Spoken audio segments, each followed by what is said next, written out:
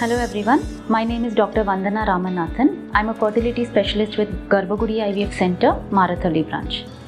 So today I'm going to be discussing with you about when is it the ideal time to start IVF. Now supposing a couple has decided that they want to go ahead with IVF, everybody has this question, should we do it immediately? Can we wait for a few months? Can we wait for another year? So today I'll be clarifying these doubts. So first and foremost, before understanding this, we have to understand what are the indications of IVF, because whether a couple can wait or not will depend on why they have to undergo IVF. So what are the common indications for IVF? So one is when the lady has both her fallopian tubes blocked. Second is when a lady has conditions, known ovarian issues like severe endometriosis, polycystic ovaries with multiple failed attempts at simpler treatments, where her egg numbers are very less or her AMH, that is anti-Mullerian hormone levels, are very low. So these are the indications where the female indications for IVF.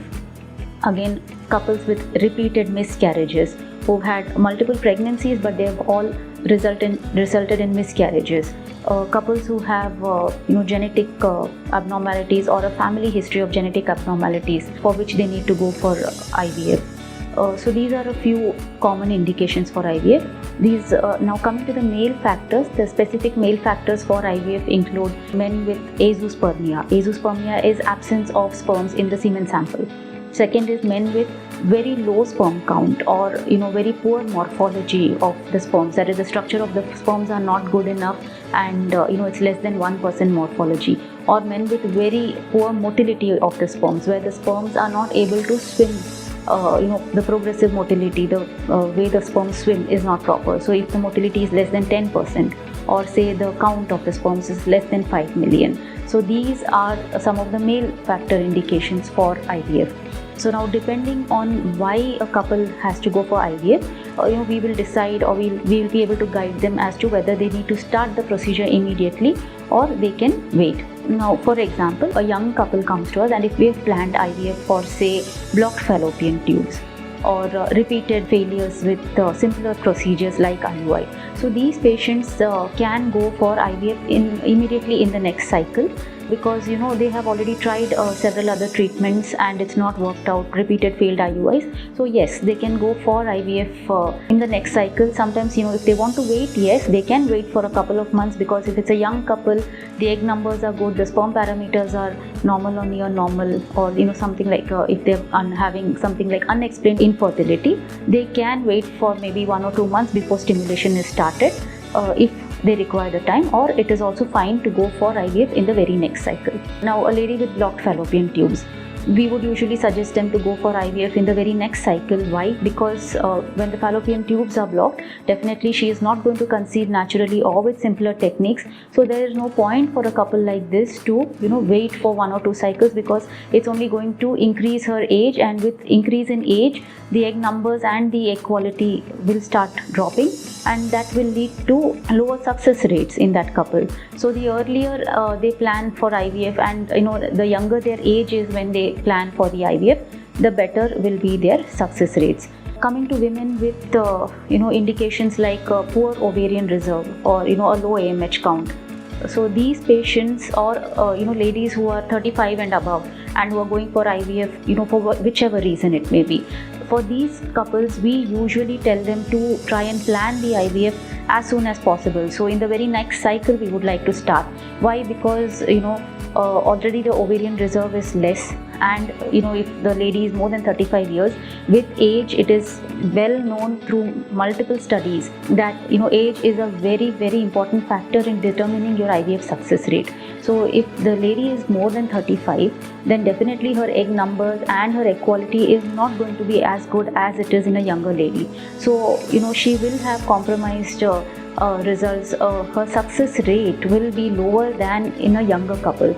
So for these kind of couples, if they're going for IVF at a later stage in their life, where they're older, or if it's because of poor ovarian reserve, we would recommend them to start the cycle in the very next month if possible, so that we are not wasting time. Because as we have seen cases, for instance, where a couple comes with an AMH of say 1.2, 1.3, and they want to postpone the IVF cycle, and sometimes they come to us directly after 6 months, 8 months, or even 12 months, and when we repeat the AMH, it would have dropped to probably 0.5, 0.6. Now this is clearly indicating that her ovarian reserve is dropping, her ovarian function is now lesser than it was before, and her outcome will also be not as good as it would be in a younger couple. So this is definitely going to affect the success rates. So in these kind of couples, we will recommend that they start the IVF process in the very next cycle if it's possible. Now coming to male factors for azoospermia, where there are no sperms in the semen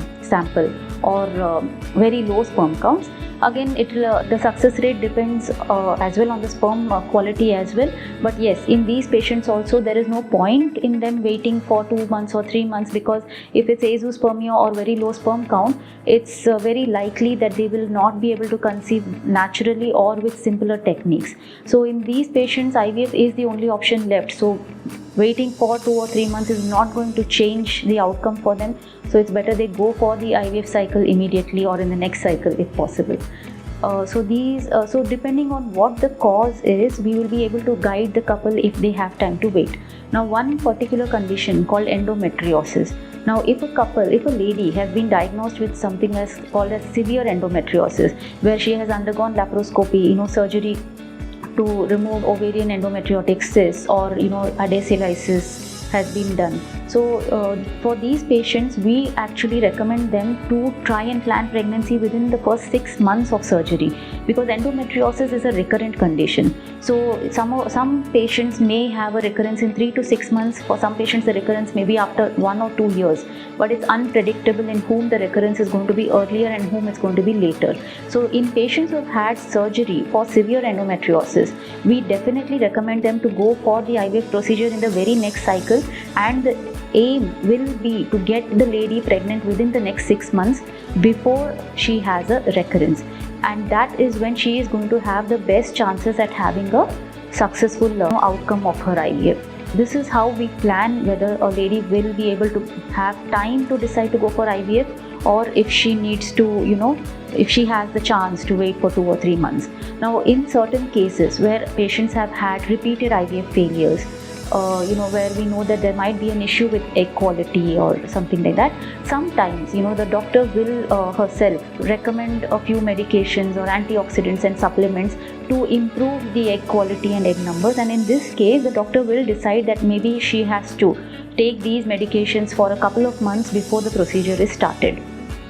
For instance, patients with repeated IVF failures who have had a history of poor egg quality, these kind of, or poor sperm quality for that matter, we'll try to give pre-medications for these couples for maybe 1 or 2 months before we plan the IVF cycle. So this is how we actually plan. Now once we have decided that we have to go for IVF, and that we want to go in the next cycle or 1 or 2 months later, then when do we usually start the IVF cycle? So most often than not, the IVF cycle is started on the 2nd or the 3rd day of period. So supposing we decide to go for the very next month, we tell the lady to come on the 2nd or 3rd day of her period, and we will start the IVF cycle. So the injections are started on the 2nd or 3rd day of period. Now rare instances, we do something called as a random start IVF procedure. So what is random start is, we can start the injections on any day of the menstrual cycle if we don't wait for day 2 or day 3, and this is done in cases like ladies who need to undergo surgery or chemoradiotherapy or surgery for cancers, where they cannot wait till the next cycle to start the treatment. So in these special cases, we do something called as random start IVF, where on any day of the cycle we can start the injections, and as soon as the egg retrieval is done, the lady can go ahead with her surgery or chemoradiotherapy for cancer. So these are the rare instances where we do this. Otherwise, more often than not, we prefer to start the injections on the 2nd or 3rd day of period.